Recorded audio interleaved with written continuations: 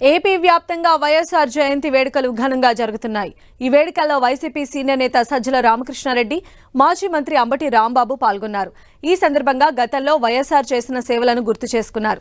మాజీ CM Jagan YS అడుగుజాడల్లో నడిచి 5 ఏళ్ల పాలనలో అనేక సంక్షేమ పథకాలు తీసుకొచ్చారని అన్నారు. వైఎస్ఆర్ చూపిన మార్గంలో ప్రజాసేవ చేసేందుకు ముందుంటామని సజ్జల చెప్పారు. రక్తం పంచుకున్న బిడ్డగారే కాకుండా ఆయన ఆశయాలకు వారసుడుగా జగన్మోహన్ రెడ్డి గారు పోరాటాల మధ్యనే పార్టీ ప్రారంభించారు.